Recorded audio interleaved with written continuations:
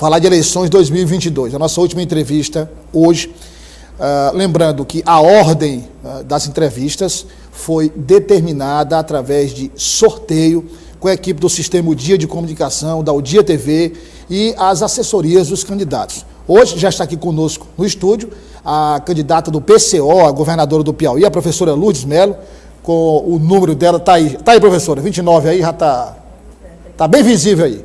E a professora Lourdes vai ter, como todos os candidatos, 40 minutos para falar sobre suas propostas, falar sobre a eleição, a avaliação dela. Vamos lá, eleições 2022.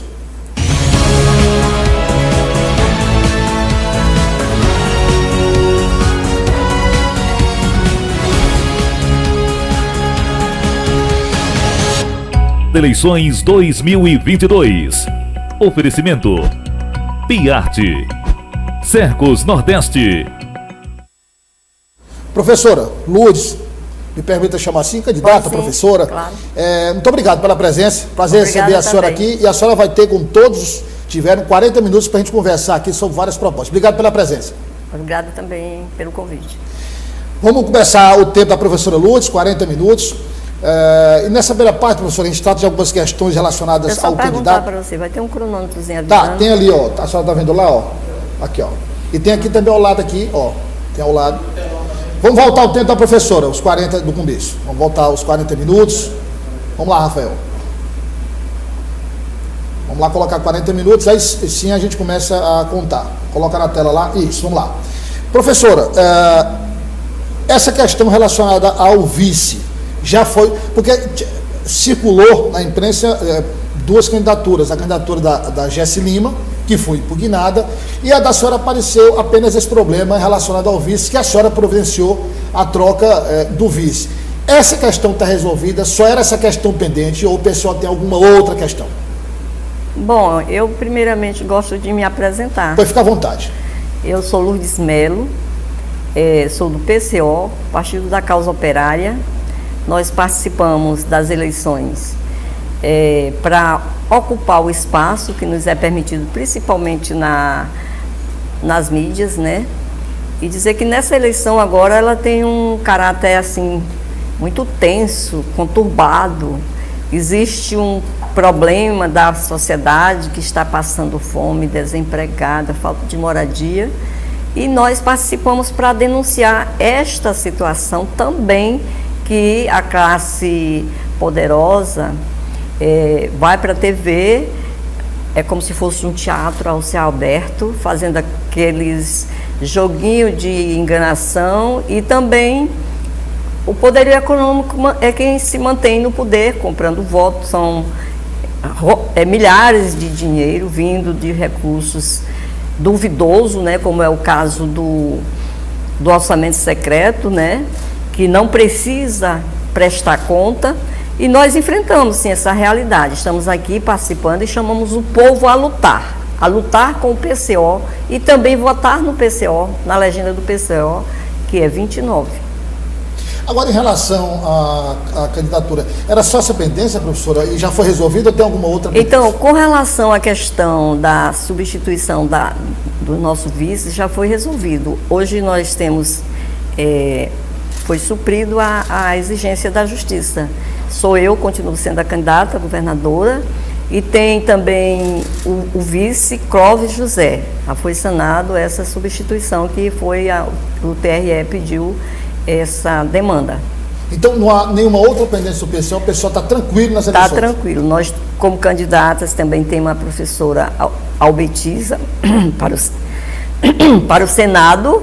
Temos também a candidata a deputada federal Marli, temos a candidata a deputada estadual Lucila Martins, e nós estamos aí pleiteando, sabendo que é uma luta desigual, mas vamos sim continuar participando desta eleição. Professora, a senhora tem sempre falado nessa luta desigual, e aí eu pergunto à senhora, esse sistema, como é que a senhora avalia o sistema eleitoral brasileiro, essa exigência de um número mínimo de deputados para que os partidos tenham acesso a fundo eleitoral, cláusula de barreira, a criação agora dessas federações, Aí, ao mesmo tempo, quando se questiona a justiça, por que é que os partidos pequenos não têm acesso também ao fundo eleitoral? Aí a justiça diz que alguns partidos são criados apenas como legenda de aluguel. Enfim, essa guerra de narrativas, de disse-me-disse, como é que a senhora avalia a situação hoje? Porque a gente observa partidos como PCO, PSTU, PSOL, são partidos que lutam, que participam de todas as eleições, mas que, por não ter representantes, são penalizados por não receber, pelo menos, uma quantia razoável de recursos, como os outros partidos recebem quase que a totalidade. Não queremos uma quantia razoável, queremos igualdade de participação. O Judiciário, o TRE, o Supremo também, ele tem uma ingerência dentro das eleições, que não é papel deles.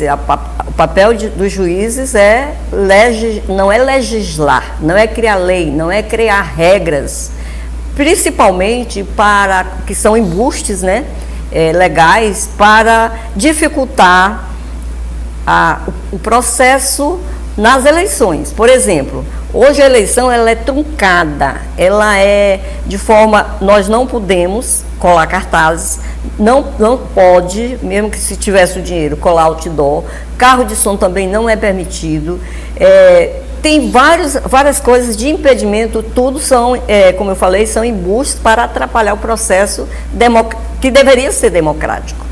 E a cláusula de barreira é uma das medidas que, no passado, nós participávamos do programa eleitoral gratuito, aquele pedacinho de tempo que vários partidos têm direito a essa participação, nós não temos mais.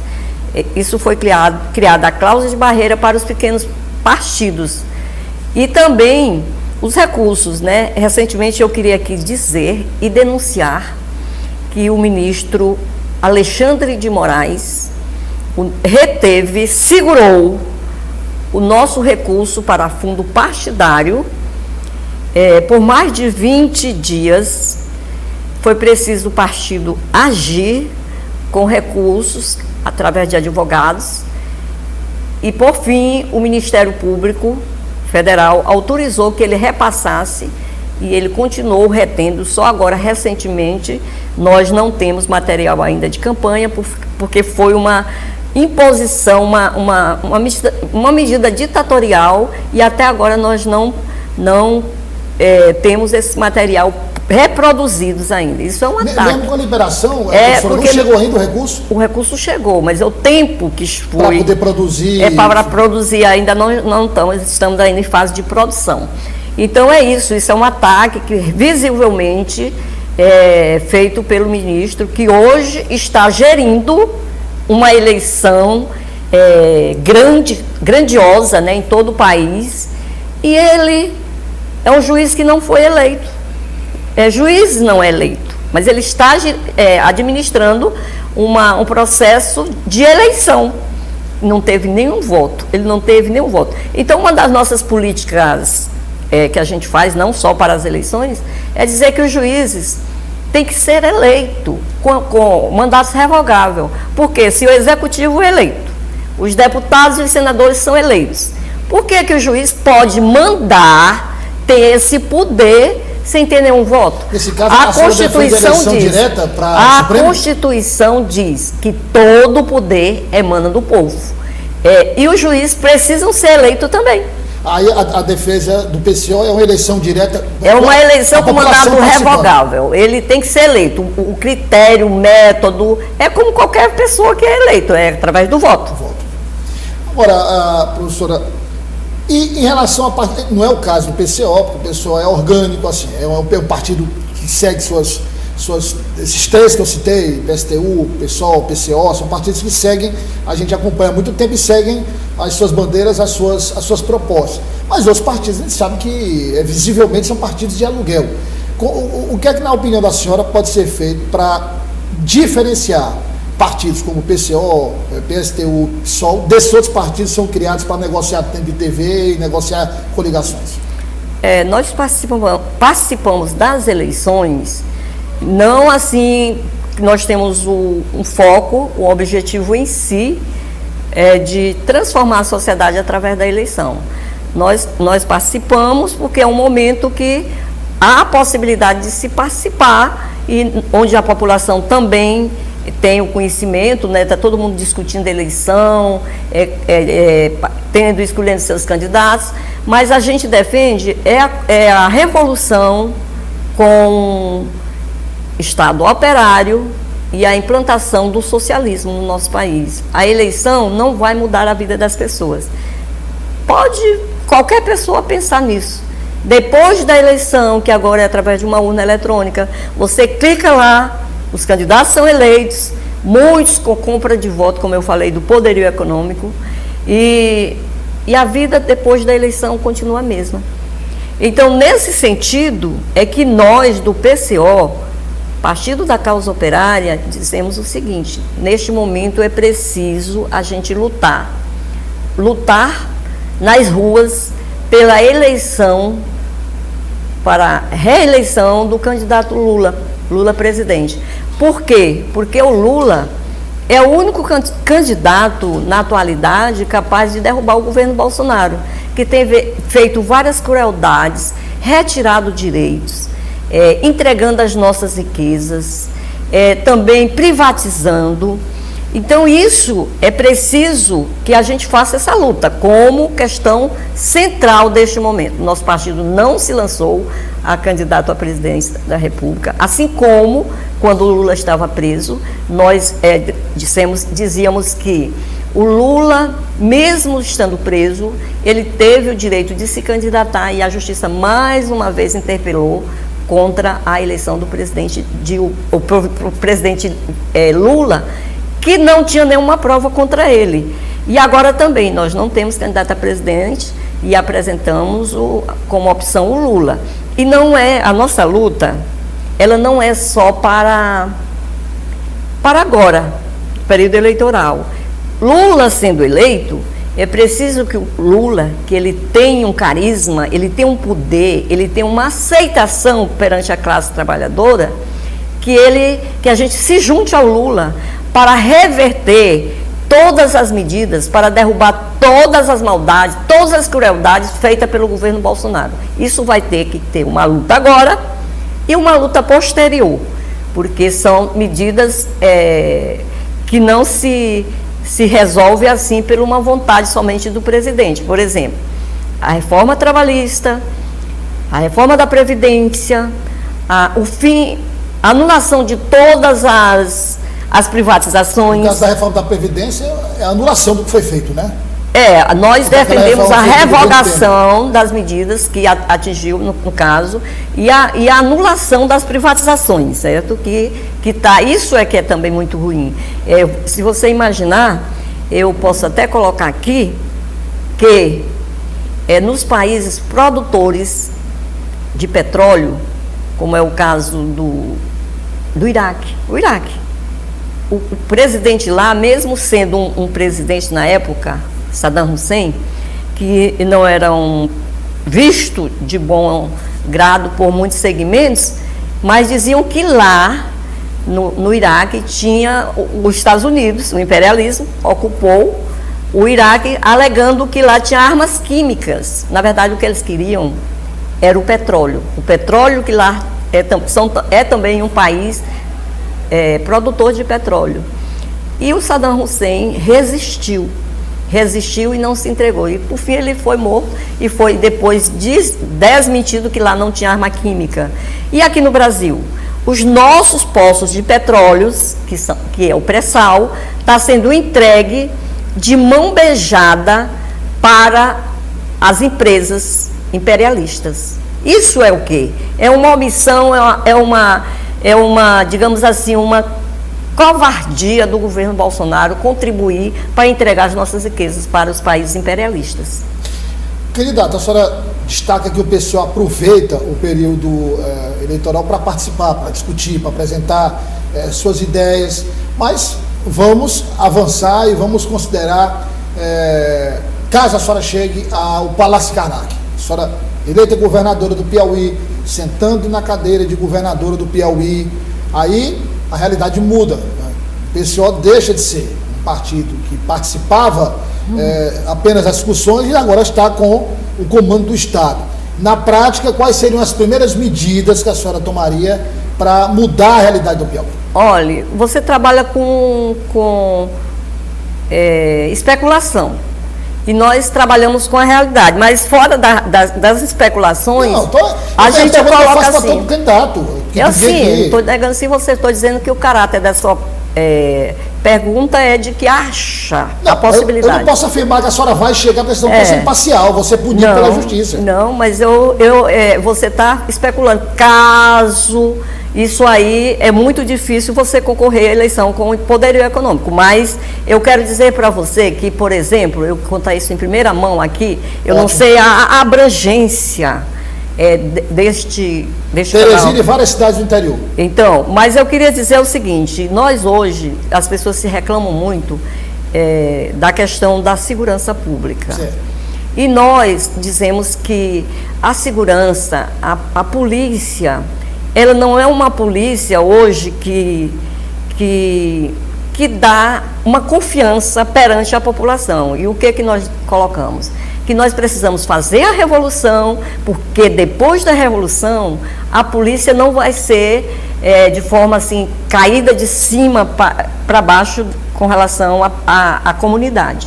Através dos conselhos populares, que seria a organização socialista, a polícia seria escolhida, eleita pelos conselhos populares e de confiança da população.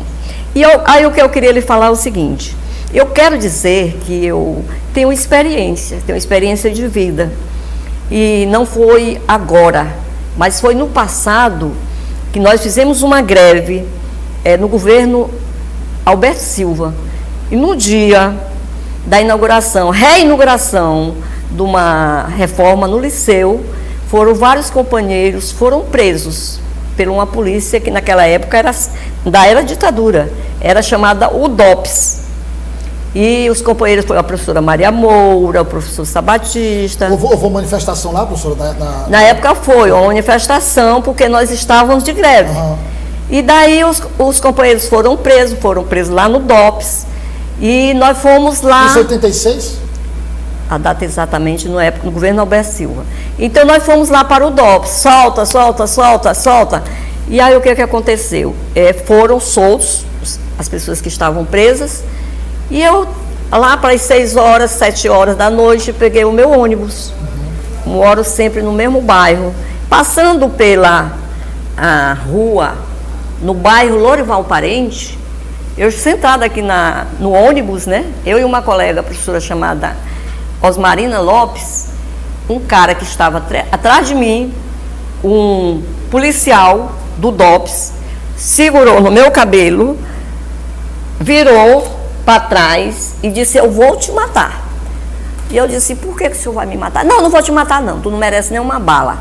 Aí eu levanto, e ele se levanta também e faz assim, ó, pá. Bateu na senhora. E aí eu desço com a professora, vamos procurar guaridas nas casas escuras ainda, pouca luz, e batemos numa casa, a mulher abriu e eu disse: olha, a gente quer aqui usar o seu telefone, não tinha celular, para a gente comunicar para a CUT, que sempre fazia muitas reuniões, e ela disse: pois não, pode lhe contar a história, né? Aí ela disse: pô, não, pode ligar.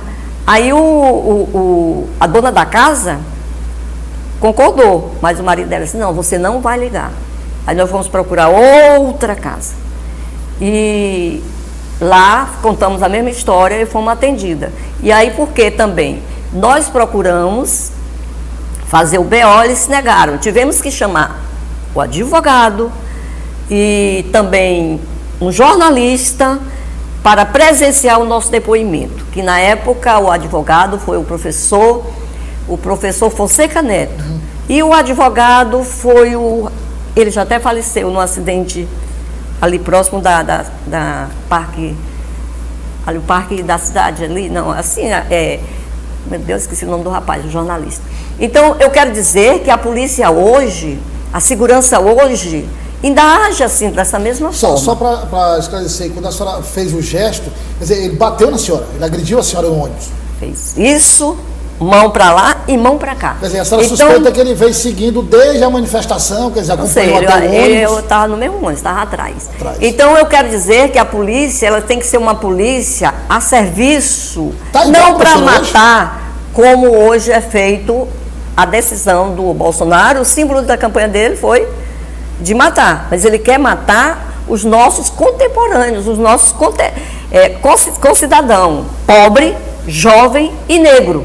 E nós não concordamos com isso. Nós defendemos que a população que hoje é ameaçada, tipo os sem terras e também os indígenas, eles morrem, são assassinados, são através de chacinas, por jagunço ou por polícia mesmo, que tem a sua autodefesa para se manter a sua vontade de viver bem, de ter uma segurança. Então é nesse sentido que a gente acha que também o próprio segmento da sociedade que hoje morre muito por ações da polícia, que são os índios, que querem garantir suas terras, que são os trabalhadores rurais, que também querem um pedaço de terra para trabalhar, que eles tenham o direito de autodefesa. Professora, no caso, a senhora é professora, muitos anos. Se eu não estiver enganada, a senhora é professora do estado do município, né, professora? A senhora sim. É aposentada já do... Eu sou aposentada da prefeitura. Da prefeitura, e a senhora ainda leciona no estado. Isso. Então, eu queria saber a sua avaliação da educação no estado. A senhora...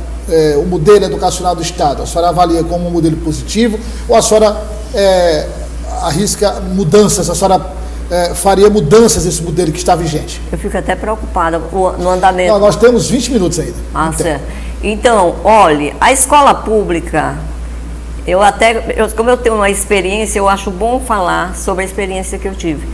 No passado, nós não tínhamos escola para todos. Eu mesma, para eu seguir no ginásio, que é a espécie do ensino fundamental superior, eu teria que fazer um exame de admissão. O exame de admissão era um vestibulinho que você, se não passasse, não estudava para fazer o ginásio, não seguia, não dava prosseguimento. Não é como hoje, que a sequência de... E agora tem escola para todos. Não é uma escola de boa qualidade, mas tem. Quem quiser estudar o ensino médio, o ensino fundamental, tem escola.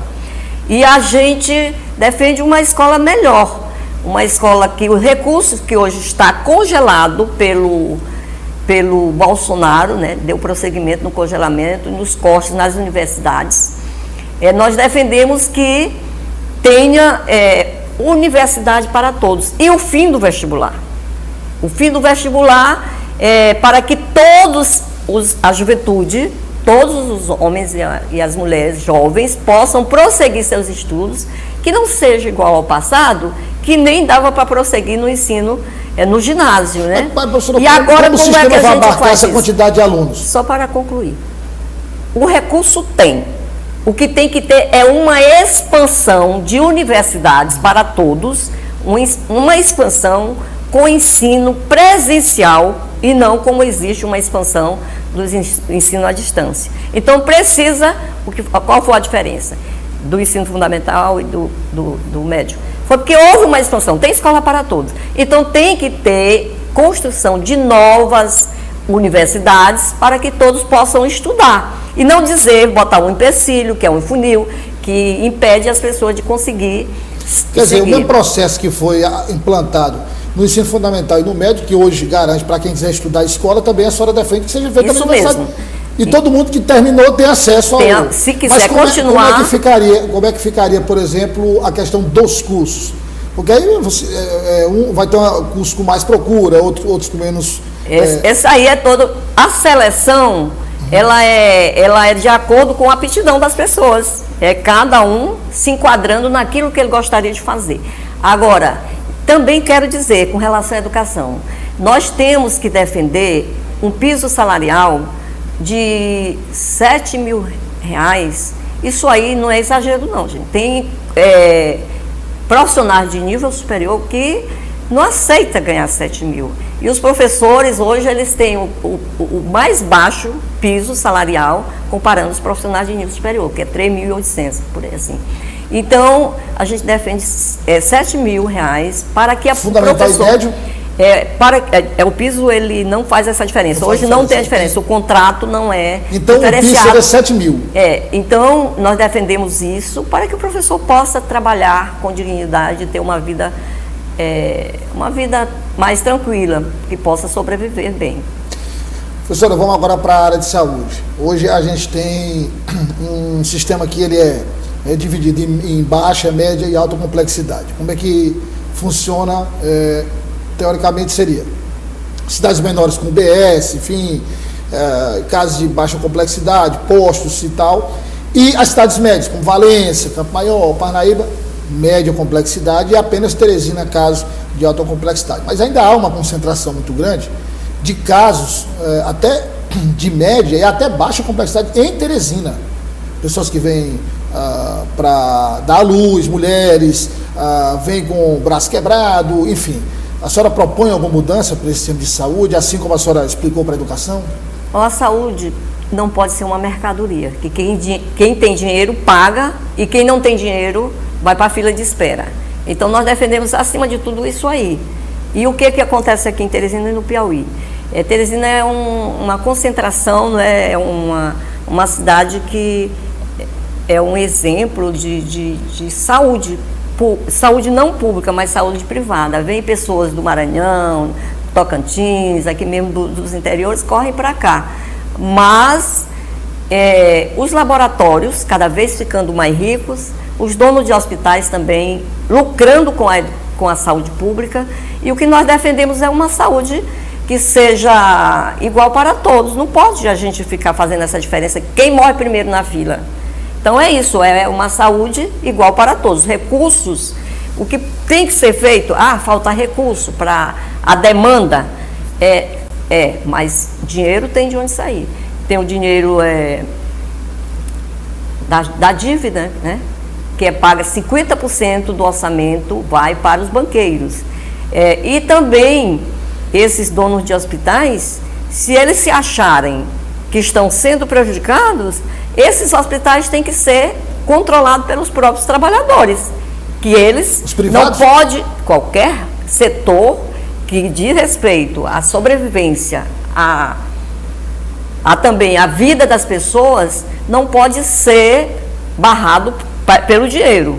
Então, nesse caso, a senhora defende uma estatização? A estatização de todos os sistemas, tanto da educação pública, das universidades e também dos hospitais. Mas isso é difícil você combater. E a nossa proposta, ela continua sendo a mesma. Não vamos concordar que as pessoas fiquem nesta situação de correr risco de vida. E, acima de tudo, é preciso a gente lutar, que é uma luta, gente. É uma luta que não é fácil. Defender o SUS. O SUS como uma organização da saúde que dá exemplo de atendimento, não discrimina. Falando em SUS, tem esse problema agora que repercutiu no Brasil todo, professora, que esse posicionamento do ministro Barroso de suspender provisoriamente a implantação do piso nacional da enfermagem. Pois para você ver, né? Ele não é um piso alto, é um piso que é muito...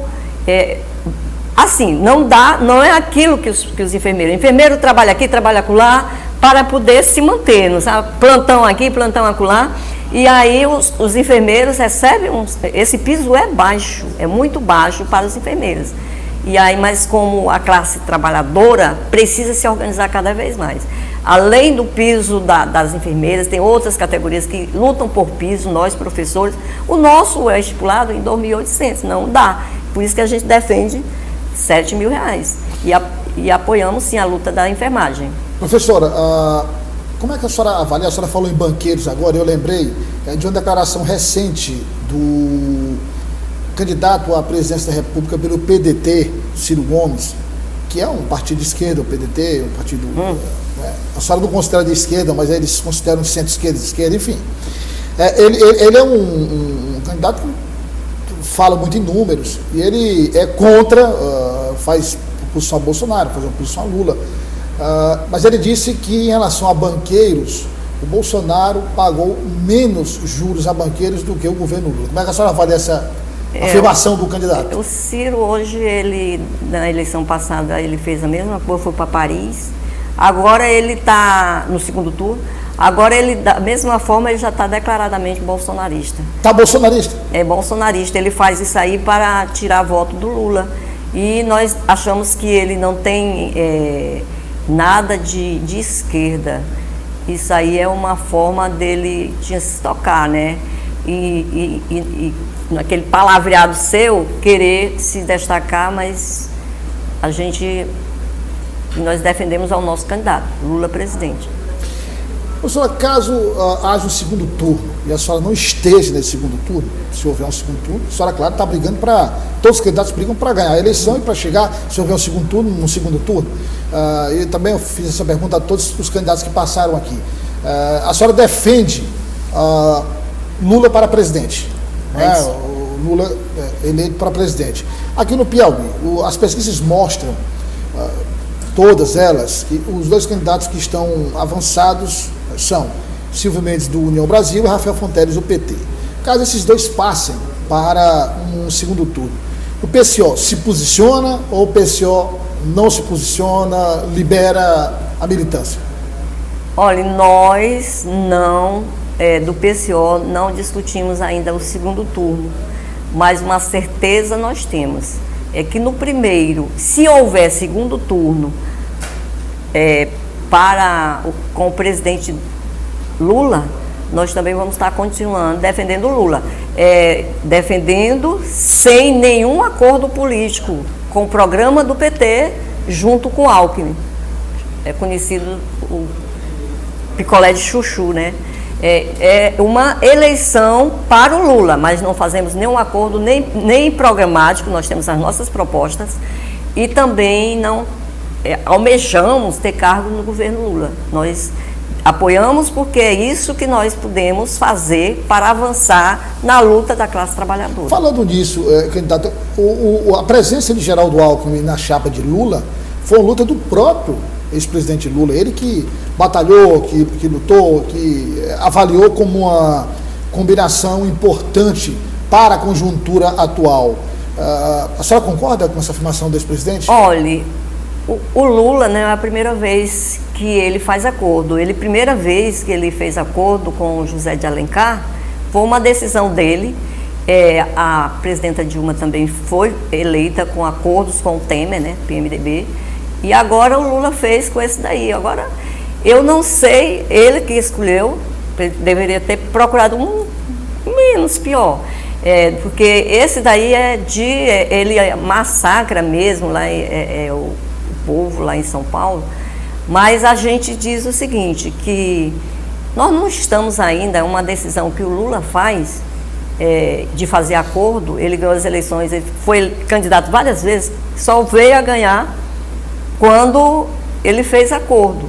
Então, eu acho que esse sistema que nós estamos vivendo agora não é ainda um socialismo que a gente quer, que a gente faça um governo dos trabalhadores, um governo autêntico e fazendo toda a destituição dos empresários, das empresas, das terras com a reforma agrária, que as empresas sejam sob o controle dos trabalhadores. E é um governo operário, como a gente diz. Professora, a senhora fala em socialismo, o Partido da Causa Operária, mas seria um socialismo renovado, digamos assim, uma nova proposta de socialismo? Ou seria, porque não seria o mesmo socialismo que se viu na Revolução Russa da União Soviética, praticado por Stalin, Lenin, Trotsky? Esse socialismo não é esse socialismo, ou é esse que o PCO prega? O socialismo ele é um só, existe a revisão, né? O revisionismo, mas o socialismo ele é um só, é o poder popular, o poder do povo, o poder do trabalhador no governo. Se tem uma diferença, não é o socialismo, é o revisionismo. Questão, por exemplo, lá houve massacre, morte de trabalhadores na União Soviética. Essa parte, claro, o pessoal fez uma releitura, digamos assim, uma atualização do socialismo, seria isso, né? Não, o socialismo eu estou falando no poder, não estou falando em revolução, o ato em si de uma revolução. A revolução, ela se dá através de greves gerais, ocorreu a tomada do poder, pode ser haver com guerras, mas a gente, quem é que vai impedir isso? A história mostra que sempre teve guerras, não é isso? Isso.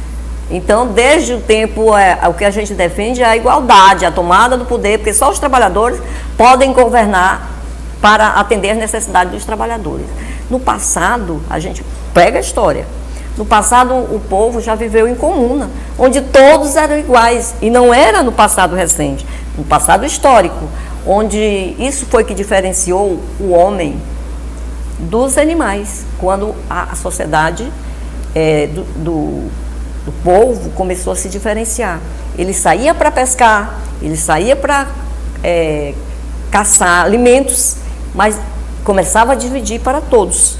E se nós vamos fazer em plena modernidade, muita gente passando fome, você vai num supermercado, você vê as pessoas na fila, aí elas botam, não, eu vou tirar esse aqui porque talvez não dê para eu pagar. E assim, é a carestia. O povo está passando fome, o povo está muito desempregado, é muita falta de moradia. Então essa sociedade tem que acabar. O capitalismo, nós precisamos derrubar o capitalismo e construir uma sociedade socialista. Isso pode não ser agora, mas a médio e longo prazo é isso que a gente defende. É uma questão de princípio. Quer dizer, a senhora defende que esse sistema capitalista que nós vivemos hoje pode não terminar amanhã, depois de amanhã, mas a senhora aposta, o PCO aposta que é um sistema que está fadado ao fracasso a médio e longo prazo. Ele não se sustenta. Já está dando sinais, né? Não, já está mesmo. E a eleição, ela serve para isso, para a gente conversar para o povo desta possibilidade de transformação. Mas o capitalismo já está caduco, ele não serve, gente. É escola para rico, escola para pobre, hospital para ricos, hospital para pobre. Condições de moradia, as pessoas habitando nas favelas, sem nenhum saneamento. Então, a sociedade dividida em classe é isso, e nós estamos aqui para denunciar as mazelas do capitalismo e chamar o povo a lutar com o PCO, o Partido da Causa Operária, que nós defendemos um novo governo, um novo poder, todo o poder aos trabalhadores. Professor, e por que a senhora acha, a senhora avalia, a senhora já participou de várias eleições, de vários embates políticos, por que o trabalhador ainda não deu essa guinada para os partidos como o PCO, PSTU, PSOL, partidos mais ideológicos, que defendem com mais veemência a causa dos trabalhadores? Por que a senhora acha que ainda não houve, digamos, esse entendimento por parte da classe trabalhadora? Mais cedo ou mais tarde, nós vamos avançar, porque tudo depende da compreensão da luta de classe. E também nós queremos que a unidade também da classe trabalhadora, para a gente fazer junto essa transformação. E os trabalhadores precisam saber disso, porque não é na escola que se estuda sobre o marxismo, não é nas igrejas que se ensina sobre o marxismo, não é na imprensa. A imprensa não faz isso. A imprensa, eu estava vindo aqui, o rapaz disse assim, olha, eu sou careca, você não gosta dos carecas? Eu disse, não, você parece com o careca, o Alexandre, mas não tenho nada contra os carecas. Dos carecas aqui, tem até aquela música, a marchinha de carnaval, né? Mas então, nós também não temos nada contra os jornalistas, ele disse. Eu digo, não, a imprensa sim, que é manipuladora, porque as empresas de telecomunicações, elas são dadas, por isso eu lhe perguntei, essa empresa aqui, ela é de quem? Porque elas são dadas a concessão para as empresas falar o que os empresários querem, manipular de forma que a população não usa disso para fazer suas lutas. E nós defendemos que a concessão seja derrubada, as concessões das rádios e das TVs, e que a gente possa fazer, digamos assim, exemplo, rádios, TV Mulher, TV da CUT, TV dos sindicatos, TV vários segmentos da sociedade, sem precisar, sem entregar o controle para os empresários de TVs e da comunicação. Professora, outra área também importante, a gente tem 2 minutos e 14, dá tempo para a gente tocar ainda mais esse assunto, que é infraestrutura, né? Principalmente considerando os trabalhadores, transporte da produção, deslocamento dos trabalhadores, é uma área importante de infraestrutura que deve ser criada. Como é que a senhora avalia hoje o estado do Piauí e o que a senhora propõe? Faltam 2 minutos. Então, o que nós defendemos com relação, digamos, o transporte. O transporte ele precisa ser municipalizado, que tenha passe livre para os estudantes, passe livre para os desempregados, e que o CETUT não faça como ele faz hoje, demite trabalhador, faz passagem cara, reduz as linhas de ônibus, reduz também... E a prefeitura? Está tudo compactuado com a prefeitura. E reduz também as linhas, as frotas, demite funcionário. Então está um caos no transporte. A partir das 6h30 para 7 horas os ônibus estão indo para as garagens. Final de semana não tem. Então isso tem que ser acabado. Aí para finalizar, eu chamava o povo para vir lutar com o PCO, o Partido da Causa Operária, por uma vida melhor, por uma revolução, pelo socialismo. E agora, eu queria só apresentar. Eu sou Lourdes Melo, o meu número é 29, temos como candidata ao Senado professora Albetiza e os suplentes, que é o Estevânio e também o suplente é o Estevânio, e dizer também que precisamos falar do nosso candidato a deputado estadual, que é a professora Lucila, que é deputada estadual, e tem a professora artesã Marli, que é deputada federal. Então, vote e lute como se chama? No número do PCO, 29. A legenda do PCO, PCO 29. Então, o PCO tem a candidata a governadora, vice, candidata a senadora, tem um candidato estadual e um federal. Isso mesmo. A gente pede um voto para votar na legenda também, que é o 29, o Partido da Causa Operária. E nesses candidatos. Professora, muito obrigado. Obrigada também pela oportunidade. Muito obrigado. A gente volta a falar sobre eleições ao longo do programa. Eleições 2022. Oi, eu esqueci. Por que vocês não me chamaram para o debate? Porque, de acordo com as regras estabelecidas, eram os partidos que tinham representação. Não, mas isso não impede de ser chamado. Eu gostaria. Nosso tempo já acabou. É porque o nosso tempo já acabou. A gente volta. Queremos participar do debate.